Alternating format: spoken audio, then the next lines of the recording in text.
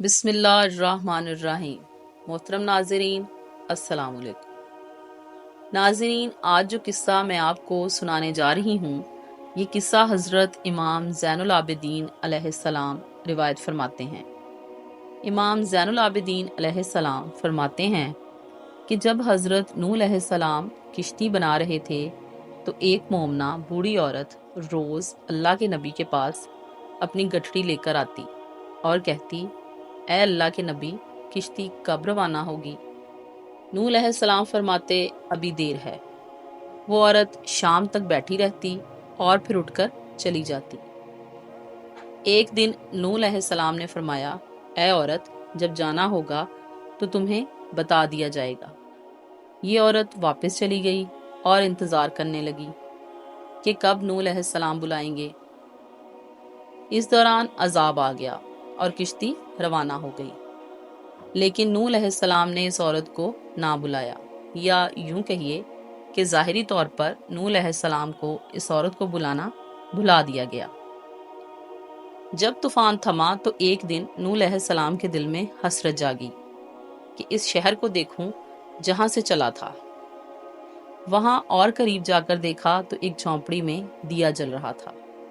نوح علیہ السلام یہ دیکھ کر چونک گئے کہ اس روئے زمین پر کوئی ایسا گھر بھی ہے کہ اتنے عظیم طوفان کے بعد بھی اس میں چراغ جل رہا ہے۔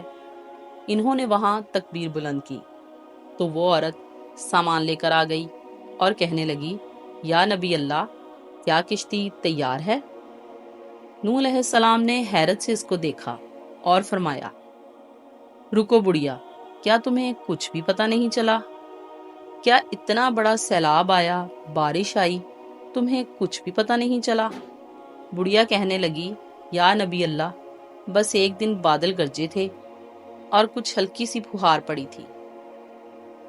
نوح علیہ السلام حیران ہو کر آسمان کی طرف دیکھنے لگے اور کہا، میرے اللہ، یہ کیا ماجرا ہے؟